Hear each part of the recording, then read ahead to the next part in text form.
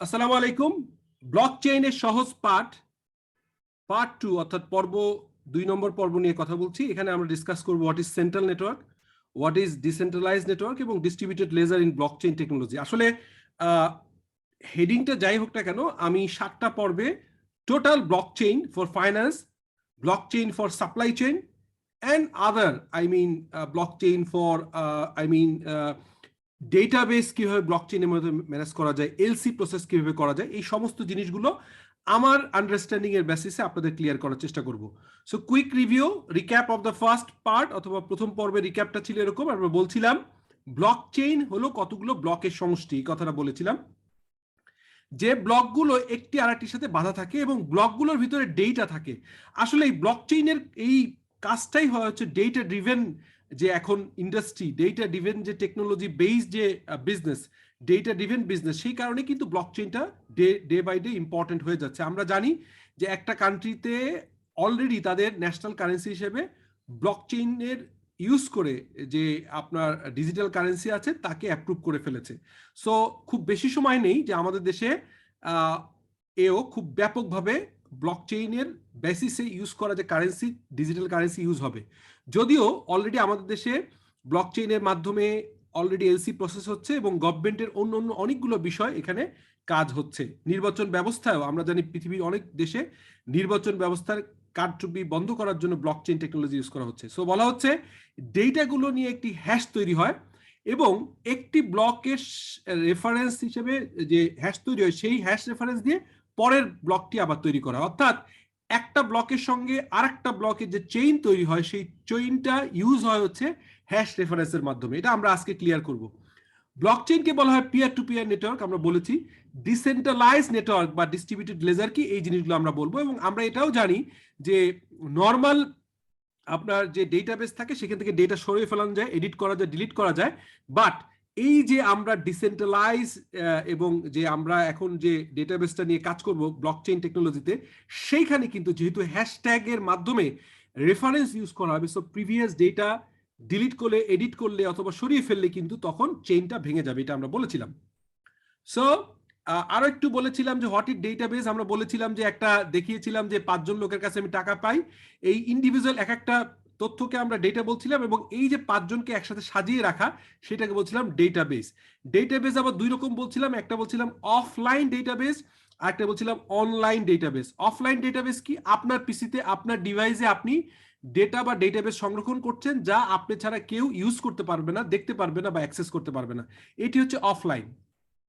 Online হচ্ছে যে আপনি গুগল স্প্রেডশিট অথবা মাইএসকিউএল বা অন্য কোনো সার্ভার, ডেটা সার্ভার ইউজ করে আপনি কিন্তু তথ্য সংরক্ষণ করলেন, তৈরি করলেন সেখানে, এবং অন্যেরা প্রয়োজনে আপনার পারমিশন সাপেক্ষে আপনি ইনক্রিপ্ট করে যে তাকে যে পাসওয়ার্ড দিবেন সেই পাসওয়ার্ডের বেসিসে সেই ডেটাবেসে সে ঢুকতে পারবে, ভিন্ন ভিন্ন লোকেশন থেকে ডেটাবেসে অ্যাক্সেস করতে পারবে, দেখতে পারবে, ইভেন কোনো কোনো ক্ষেত্রে ডেটা ইনপুট দিতে পারবে। সো এটাকে বলা হয় অনলাইন ডেটাবেস। অনলাইন ডেটাবেসকে আবার দুই ভাগে ভাগ করেছিলাম, আমরা দেখেছিলাম একটা হচ্ছে সেন্ট্রাল ডেটাবেস, একটা হচ্ছে ডিসেন্ট্রালাইজড ডেটাবেস। সেন্ট্রালাইজড ডেটাবেসের এক্সাম্পল হিসেবে আমরা দেখাচ্ছিলাম যে দবির এবং শফিক নামে দুজন কথা বলছিল হোয়াটসঅ্যাপের মাধ্যমে এবং তাদের দুইজনের হোয়াটসঅ্যাপে তথ্যটা থেকে যাচ্ছিল, কিন্তু সেন্ট্রাল ডেটা জমা হচ্ছিল হোয়াটসঅ্যাপের সেন্ট্রাল সার্ভারে। ফলে আমরা দেখছিলাম যে শফিক অথবা দবির যে কোনো একজনের যদি মোবাইল ফোন হারিয়েও যায়, তাহলে সে যখন আবার নতুন করে তার আগের নাম্বার দিয়ে হোয়াটসঅ্যাপের অ্যাপসটা ডাউনলোড করে তখন আগের সব কনভারসেশন সে দেখতে পায়। এর কারণ কি, কারণ ওই মোবাইলে ডাউনলোড হয়েছে কিন্তু ডেটাবেস ইউজ করা হচ্ছে সেন্ট্রাল ডেটাবেস এবং সেই সেন্ট্রাল ডেটাবেসটা হচ্ছে হোয়াটসঅ্যাপের সেন্ট্রাল ডেটাবেস। সো এটাকে বলছিলাম আমরা অনলাইনের প্রথম পার্ট, যেটাকে অনলাইন ডেটাবেসের সেন্ট্রাল ডেটাবেস বলছিলাম। ডিসেন্ট্রালাইজড ডেটাবেস বলছিলাম যে আমরা একটা DaXApps নামে নতুন একটা কমিউনিকেশন অ্যাপস তৈরি করেছি, যেটি আসলে এরকম সেন্ট্রালাইজ কোনো ইনফরমেশন থাকবে না। দবির এবং শফিক কথা বলছে, তাদের দুজনের মোবাইলে সরাসরি চলে যাচ্ছে, সেখানে হোয়াটসঅ্যাপের মতো কোনো নতুন সেন্ট্রাল ডেটাবেস বা সেন্ট্রাল সার্ভার ইউজ করা হয়নি। ফলে দুজনের মোবাইল বা দুজনের পিসিকেই ইন্ডিভিজুয়াল ডেটাবেস হিসেবে ইউজ করা হচ্ছে, এটাকে বলা হয় ডিসেন্ট্রালাইজড ডেটাবেস। সো আমরা গতকালকে দেখেছিলাম এবং আজকে যেটা আলাপ করব সেটা হচ্ছে ডিসেন্ট্রালাইজড নেটওয়ার্ক কি, সেন্ট্রালাইজড নেটওয়ার্ক কি, ইন্ডিপেন্ডেন্ট ভার্সেস ডিপেন্ডেন্ট ডেটাবেস, এটা হচ্ছে আমাদের ইম্পর্টেন্ট। এই ডিসকাশনটা আজকে হবে, সঙ্গে কিছু ব্লক এবং হ্যাশের ডিসকাশন হবে। মূলত আজকে সেন্ট্রালাইজ নেটওয়ার্ক কি, ডিসেন্ট্রালাইজ নেটওয়ার্ক কি এবং ইন্ডিপেন্ডেন্ট এবং ডিপেন্ডেন্ট ডেটাবেস। এবং নেক্সট ভিডিওতে আমরা চেষ্টা করব distributed ledger, what is blockchain data storage কিভাবে করে, এটা কেন ডিলিট করা যায় না, এডিট করা যায় না অথবা হ্যাক করা যায় না, আসলে কি করা যায় কি যায় না, এই ডিসকাশনটা নেক্সট ভিডিওগুলোতে থাকবে। সো আমরা দেখেছিলাম যখন দুজন লোক কথা বলছিল, দবির এবং শফিক, সেই ইনফরমেশন গুলো যখন সেন্ট্রাল সার্ভার ইউজ করে আপনার হোয়াটসঅ্যাপের সেন্ট্রাল সার্ভারে জমা হচ্ছিল, এই নেটওয়ার্কটাকে আমরা বলতে পারি সেন্ট্রালাইজ অথবা সেন্ট্রাল নেটওয়ার্ক। আমরা জানি ডেটা সব স্টোর হচ্ছে হোয়াটসঅ্যাপের সেন্ট্রাল ডেটাবেসে। আর আমরা যখন বলছিলাম যে একটা নতুন DaXApp নামে নতুন একটা অ্যাপস আমরা তৈরি করলাম, এবং সেই অ্যাপসে আপনার দবির এবং শফিক কথা বলছিল, কিন্তু তাদের কোনো সেন্ট্রাল ডেটাবেস ইউজ করা হয়নি বা সেন্ট্রাল নেটওয়ার্ক ইউজ করা হয়নি। তখন যত লোক কথা বলছিল তাদের individual PC, individual mobile phone, individual device গুলো তখন তাদের নিজস্ব আপনার সার্ভার হিসেবে বা ডেটাবেস হিসেবে ইউজ করা হচ্ছিল। এটাকে বলা হয় ডিসেন্ট্রালাইজ নেটওয়ার্ক। সো আমরা সেন্ট্রালাইজ নেটওয়ার্ক এবং ডিসেন্ট্রালাইজ নেটওয়ার্কের পূর্ণ ধারণা আবারও পেলাম। গতকালকেও কিছু ডিসকাশন ছিল, আজকে আবার ক্লিয়ার হলো। এখন আমরা যেটা আলাপ করব সেটি সবচেয়ে ইম্পর্টেন্ট হচ্ছে ডেটাবেসের স্ট্রাকচার ইজ ভেরি ইম্পর্টেন্ট। দেখেন, যখন আমরা প্রথমে দবির শফিককে একটা আসসালামু আলাইকুম বলছিল 17 এপ্রিল 1:32, তখন কিন্তু 4টা কলাম তৈরি হয়ে গেছিল, বা 4টা ডেটার জন্য 4টা কলাম, সেটা হচ্ছে date and time, sender, receiver এবং মেসেজ। এরকম এক একটা ডেটা 4টা করে কলাম তৈরি হয়েছিল এবং 4টা সেট আমরা দেখতে পাচ্ছি 1 2 3 4। সো 4টা কলাম নিয়ে 4টা সেট তৈরি হয়েছিল, এটা একাধিক হতে পারে। সো এটাকে ইন্ডিপেন্ডেন্ট ডেটাবেস বলছি এই জন্যই, ধরেন এইখানে শফিক যে বলছিল হাউ আর ইউ, এই কথাটা ডিলিট করে দিল, অথবা আসসালামু আলাইকুম বা ওয়ালাইকুম আসসালাম, যে কোনো একটা জিনিস চেঞ্জ করা হলো, এই চেঞ্জের ফলে পরবর্তীকালে কোনো কনভারসেশনে কোনো ইম্প্যাক্ট ফেলবে না, কারণ একটার সাথে একটার কোনো ডিপেন্ডেন্সি নাই। অর্থাৎ প্রথম ডেটা সেটটার সাথে দ্বিতীয় ডেটা সেটের কোনো আপনার রিলেশনশিপ নেই, কোনো কন্ডিশন নেই, কোনো রুল নাই, যে কারণে এটাকে বলা হচ্ছে ইন্ডিপেন্ডেন্ট ডেটাবেস বা ইন্ডিপেন্ডেন্ট নেটওয়ার্ক ইউজ করছে। এবং এইটাই আবার যখন আমরা বলছিলাম যে ইন্ডিপেন্ডেন্ট এবং ডিপেন্ডেন্ট ডেটাবেসের পার্থক্য কি, এখানে কোনো ডেটা যদি এডিট, চেঞ্জ বা ডিলিট করা হয়, তবুও আমাদের পরবর্তী কনভারসেশনে তেমন কোনো অসুবিধা হবে না, কারণ ডেটাবেসটি একটি independent database. So there is no rule, এবং এইটাকেই ট্র্যাডিশনাল ডেটাবেস বলা হয়, এটাকে ট্র্যাডিশনাল নরমাল ডেটাবেস বলা হয়।